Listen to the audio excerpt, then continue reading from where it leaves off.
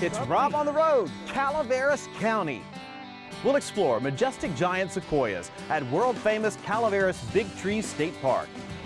Oh my goodness, this is it. The fallen pioneer cabin tree.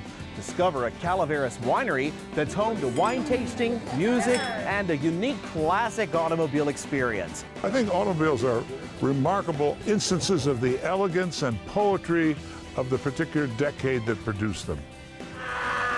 And soar above the trees and rappel beneath the earth. It's absolutely beautiful. The colors down here, I tell you, Keith, are some of the most magnificent colors I've ever seen.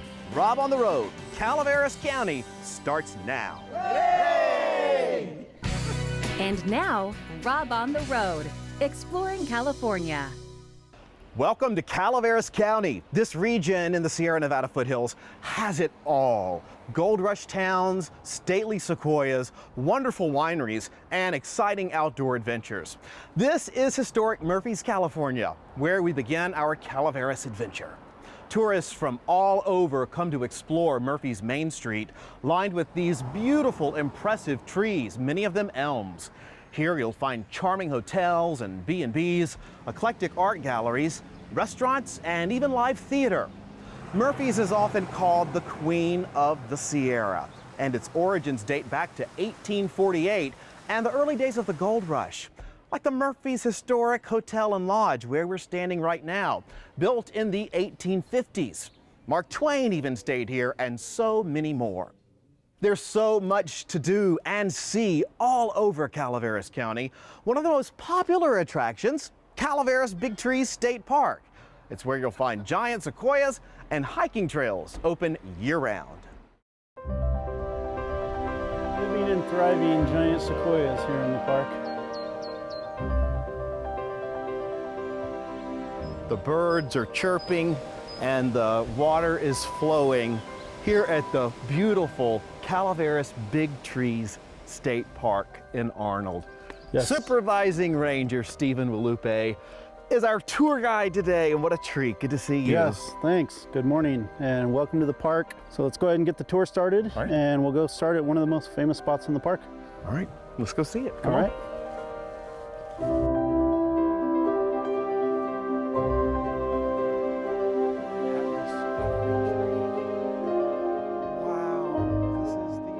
We're winding our way over to the discovery tree. Wow, look how big they are when they're Oh, yeah. down. Massive trees. Wait till you see the one we're about to go look at, as well as the pioneer cabin tree that fell this year. There's more than 1,000 big trees here thriving, and this one's massive. Right. So this is one of the sentinel trees in the park, and there's probably a 100 plus 150 trees out on the North Grove Trail that are just like this, giant, humongous sequoias. The North Grove is the most famed grove here, Right. and this is where the park was discovered Correct. back in 1852. Right. Look at Discovery Tree. Right. Wow, this is the original discovery. You know, it blows my mind that 1 year after this tree was found, that it was cut down. Right. Yeah, they're, you know, the 1800s, and people had never seen things like this. The idea was to exploit this. You know, people wanted to make money off of these things, and especially something that no one had ever seen. This thing behind us, the Right. stump, Next to us is the stump. So this is the Discovery Tree stump. We call it the big stump now. and when you walk around the stump, Stephen, you realize how wide this thing is. Right. 24 feet across. Right. Okay. And not one of the largest trees in the park. Yeah, we're but gonna we see bigger will ones. see some that are larger than this as we walk through the North Grove. Fascinating. Now, the story of how this was discovered Right. involved a bear? Correct. So Augustus T. Dowd was out here hunting bears. Story goes that he shot a grizzly bear and it ran from him, ran into this area, and ran towards this tree in this area. And Augustus T. Dowd, stopped in his tracks and was in awe of what he saw here. So yeah. And then he ran and told. Right. Yeah, he ran back and told, tall tales of the trees that he found, and people didn't believe him. Didn't believe that these existed. So, that's what started this whole thing of cutting down the tree and sending it to different parts of the world and trying to prove that these things exist. When this was discovered, it quickly became one of the 7 wonders of the world at that time. Right. Yeah, and it still continues to attract people here, and that's part of the reason why it eventually became a state park and it is what we have nowadays. But this is one of the longest continuously used recreational areas in California, if you can imagine that. Wow.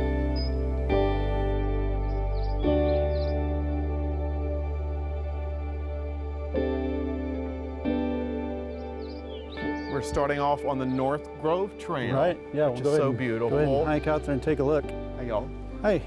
I just wanted to tell you do a great service on your program because there's a lot of older people that are not able to walk this. So as your show shows it, they get to see it. Well, how sweet. Thank you. What is your name? Yvonne. Yvonne, and where do you live? In Roseville. In Roseville. Uh-huh. What brought you here? A little vacation. I've seen it. Been here 50 years ago, and it's still as great as it ever was. 50 years ago you came here. Oh, yes, uh-huh. That's awesome. So has it changed? I don't think this part has changed. Yosemite has really changed, but not this. This is as nice as ever. And so you guys are gonna finish the park, I guess. Yes. All right, I'll let you go. Okay. This Thank is, you I so guess, much. your husband? Yes, John. John, good to see you. All right, y'all have fun. All right. Thanks for speaking. All right, good to see you. All right, so we are gonna head down the North Grove Trail. Right. And I hear water. Yeah, we have Big Trees Creek that flows through here. A lot of times this doesn't even have water in it at all. So this time of the year, we get some snow melt in the mid-spring time. It'll be flowing through here, but it wouldn't be uncommon to come here in the summer and see 0 water. Yeah, none, I'm sure. I love how when you look through here, how beautiful this is. Yeah, no, the trail is designed so that, it definitely showcases what the park is here for. I just got to stand here for a minute and look at this. This is so California. Oh yeah.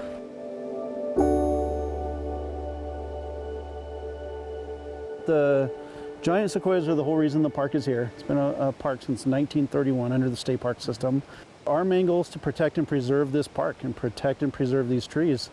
And it's interesting to talk to the public and hear feedback that this place hasn't changed in 50 years.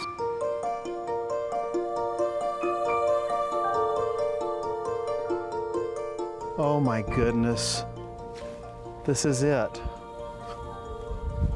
The fallen pioneer cabin tree. Wow. Oh, look at the root ball. My goodness. Oh, you can see where people used to go through. You realize how big it is when you get up next to it. Yeah, it's pretty impressive. It is, and it's, Yeah. it's sad. Yeah, it is. It's like, the tree's final resting spot there. Well, we all fall down, and you're still going to turn this into something beautiful. Oh, it's still drawing people here to see it. It's sad, that this thing was estimated 2,000 years old. So just to think about all the things that it's experienced, all the way from being a little tiny tree all the way up until full grown, and then just to topple over and lay here for who knows how long. I have to tell you, I didn't expect to be so sad when I saw it, but I walked up, you and the crew were already ahead, and I was coming along behind just thinking, and I saw it and I went, oh my gosh, that's it, and it broke my heart. Yeah. But I stopped and also thought for a second that, you know what, everything falls down in life, and you're surrounded by reminders that everything gets back up. Right. Or lives on in a different way. Correct. Yeah, It's just what you do with it. Yeah. What's the park gonna do with this, what we see now? You'll give it new life. Right, and then we will also put interpretive signs here that explain this tree's history.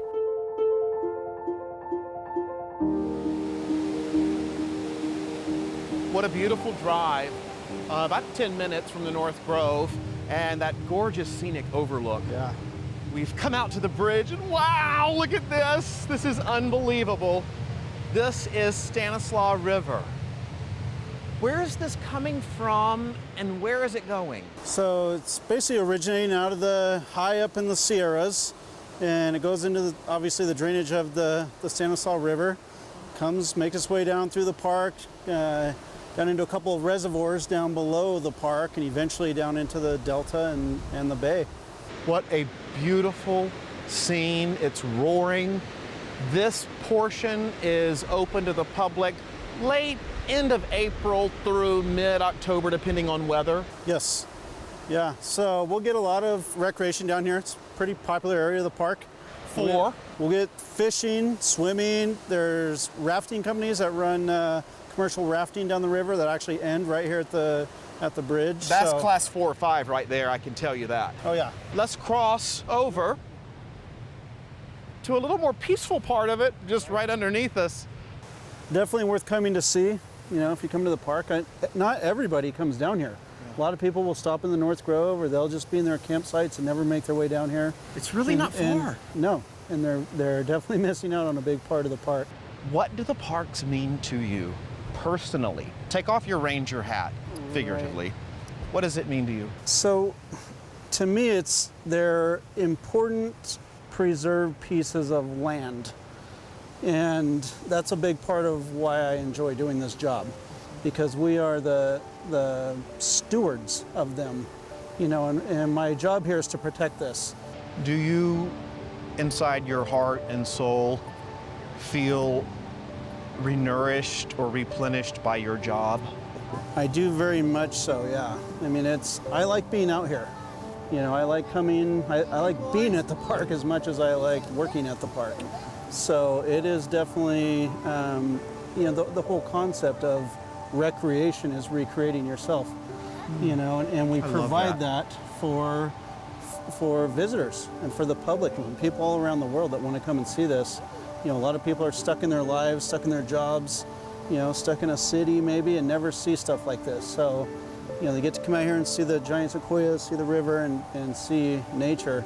And I think it does something for them, and certainly helps them relax and reset their minds at times. Recreation, recreate. Right. I love that.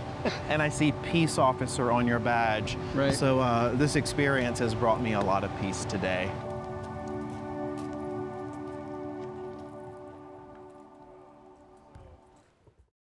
Returning from the treetops to something closer to earth, Calaveras County is equally famous for another yearly event. Any guesses leap to mind?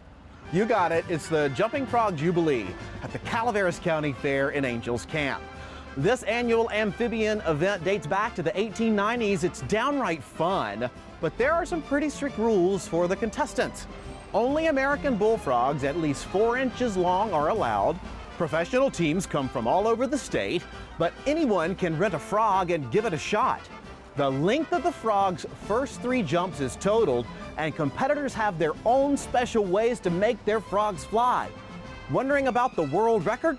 A whopping 21.5 feet, set back in 1986 by Rosie the Riveter. In 1865, Mark Twain published his short story, The Celebrated Jumping Frog of Calaveras County, launching Twain's literary career. No one knows if Twain's tale is frog fact or fiction, but historians say he wrote the story after a visit to an Angels Camp tavern while wintering in a cabin nearby. Back here in Murphy's, and we're close to another one of Calaveras County's premier attractions, Ironstone Vineyards. California's Gold Country is filled with wonderful wineries, but what makes this one unique and so popular is more than just wine. That includes plenty of big-name concerts and a yearly gathering that allows visitors to take a road trip back in time to experience our automotive history.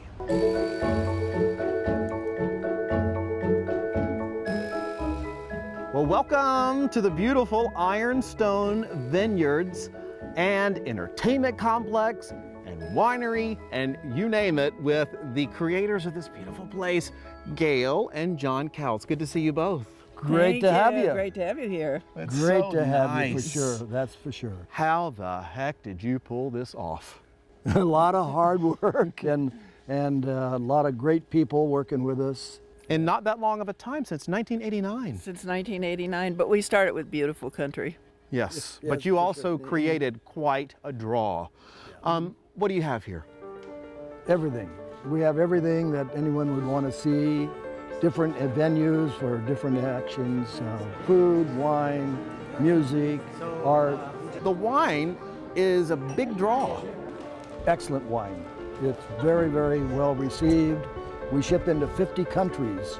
We wanted to bring people up to the county to see and enjoy it, and we figured that we needed to have a draw for them. We have great wines, but there are many wineries that have great wines too. So we wanted to have something special, and that's what we've done. Gold. A little bit of gold. A little bit. This is Gold Country, and so we have the... This is our history. Yes, we have the world's largest crystalline gold nugget on display. Wow. This is our pride and joy and what we have been so fortunate to preserve. Where in the world did you get this? This came from 9 air miles Gold. from where it sits today at Sonora Mining, the crystalline mine. The amphitheater is right through there. My gosh, what a place to hear music. And we do hear a lot of it. This is the stage and all the people that fill the lawns here. You say you do it for smiles and joy? Yes, You're a music lover. Definitely a music lover. This terraced amphitheater is also the setting for a yearly gathering and a dream realized for John and Gail. One of their goals was to create a casual and welcoming Gold Country event for thousands of visitors to enjoy. The Ironstone Vineyards Concours d'Elegance, where hundreds of classic cars, trucks, race cars, even motorcycles and trailers are on display.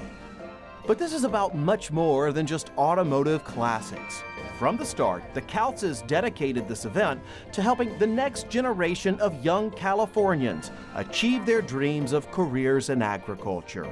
Since the concours began more than 20 years ago, it's raised more than $500,000 for ag youth programs like Future Farmers of America and 4-H. It's one of our favorite events because we get to come out to the public and talk to them. It's actually really cool to come out here and realize that they're here to support FFA and 4-H rather than just come to look at the cars to benefit somebody else. They're doing it for a cause. You know, we could put cars like this alongside comparable achievements in the arts and architecture, in motion pictures, and they hold their own.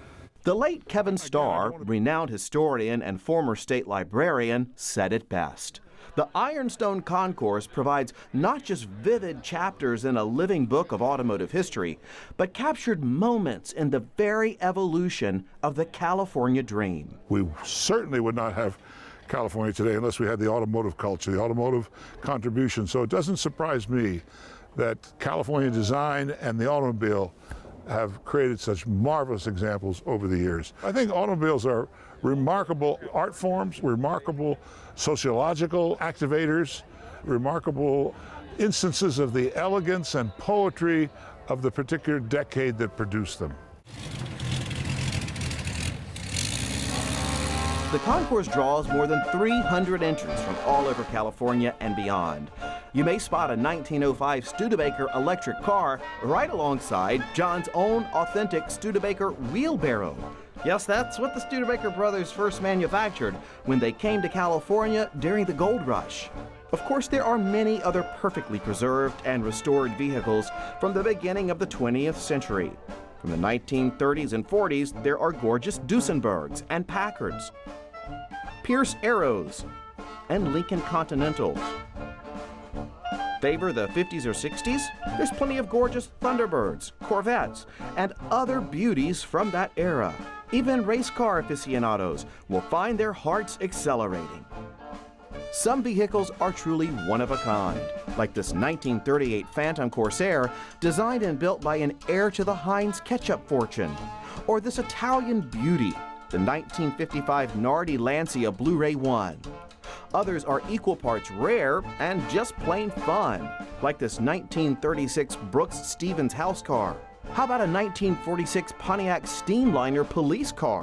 A 1962 Dodge truck once owned by California State Parks. And you may discover some American classics with names you've never heard of before.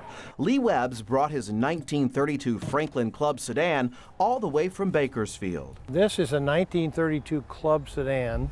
It's a fairly rare car. There probably are maybe 8 or 10 left in the world. The Ironstone Concours takes place each September. If you love classic vehicles of all different kinds, it's definitely worth attending. Did you ever think you'd be that? No, I don't think so. I don't think we ever thought about it. We hoped it would happen, but we didn't build it from that in mind. Nope. It just was part of the show. Well, and now that it's happened, what's next for y'all? Oh, there's no stopping. I know, I've watched. You'll never stop this guy. Oh no, we've got some great plans in the future. Share them. No. Oh, come on, give us a little bit. No. Okay, more. Zipline through the sky or journey far beneath the earth at Moaning Cavern Adventure Park, another top destination in Vallecito, California. You can't do a program on Calaveras County without including this dynamic destination. So let's return to what I found was an unforgettable experience, flying down a zipline for the very first time. We're really going to do this, huh? Yes, we are, Rob, and you're going to love it. And you told me that recently a 93-year-old person did this. 93-year-old person zipped for her birthday.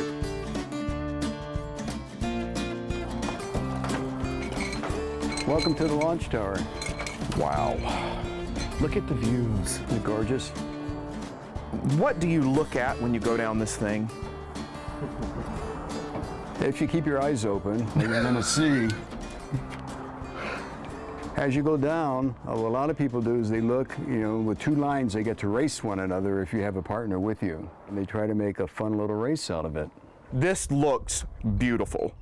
And I'm not trying to freak out or anything, but I am completely freaked out. Well, I will almost wager you, Rob, that once you finish, you're going to say, that was really no big thing.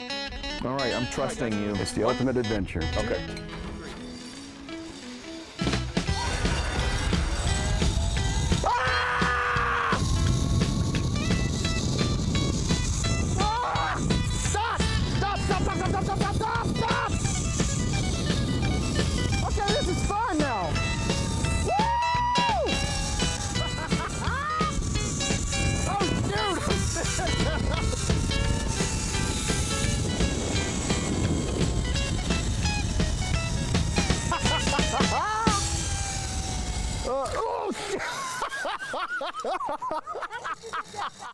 Now we're going to head down into Moaning Cavern. Just wait till you see what we show you down these stairs. So Keith, we're just going farther and farther down into the earth. How far do you think we are now? We're getting close to about probably 4.5, 5 stories. And our first stop on our platform will be 65 feet or 6.5 stories below the earth. This is, wow. This is really coming alive. Look at this wall. Now we're entering the main chamber, Rob. Look at that. My goodness. Can you imagine seeing this for the first time? Look at the walls of this cavern. You can see a lot of times your most common cavern formation, Rob, is what we call flow stone, which runs down the wall, building up over thousands upon millions of years. This looks like bacon. And we call it cave bacon with the brown tinge due to the volcanic nature of the past history here. It's absolutely beautiful. The colors down here, I tell you, Keith, are some of the most magnificent colors I've ever seen. Yeah, they're phenomenal. They're phenomenal. You never get tired. You see something new every time I come down. Keith, what is that big thing right there, that big blob? That, Rob, is our largest and probably one of the largest you ever see stalagmites, approximately 500,000 years old. The miners gave it the nickname the Cave Igloo, and it's one of our most popular selling postcards that we offer. But if you look at it, it is actually the height of a 2-story house. It looks like Chewbacca. A lot of people have said that, Chewbacca. A lot of people have said cave gremlin. A lot of people have said mushroom. Okay, now what's up here? Now this very, very thin and translucent, beautiful formation up here is what we call our angel wing. It looks like what you would think angel wings look like. Yeah, it's about 140,000 years old. And the reason the light shines through it is the lower edge is about the thickness of 2 potato chips put together. My goodness. Very delicate formation. So tell me where the name Moaning Cavern exactly comes from. Why Moaning? Well, moaning because the cavern, thousands of years ago, before the staircase, before the visitor center, there was just that single opening that people knew of that, we showed you up at top. And what was discovered over the years is there were some holes that water flowing in very fast, acted like a water drill over a long period of time, drilling out those holes. And as water drips in those holes, you get this plunking effect. Early Native Americans were able to hear this moaning at various times, depending on the water flow. I bet that was scary. But there are afternoons you can walk to a 65-foot platform, or early morning, I should say, lean over, and you can hear the boom, boom, It boom. still moans. It still moans today. The cavern is still moaning. I hope you'll check out Calaveras County. It's filled with history, nature, and some amazing experiences, and incredibly nice people. I'm Rob Stewart. Thanks for joining me, and we'll see you next time right here on Rob on the Road. Oh, from England! How cool! Well, it's good to see all of you, and welcome to America. How are you? Good to see you. My name is Sally Horst. Sally? Yes. Nice to see you. Thank you. Hey, Ruth, how are you? I'm good. Come back and see us. Right!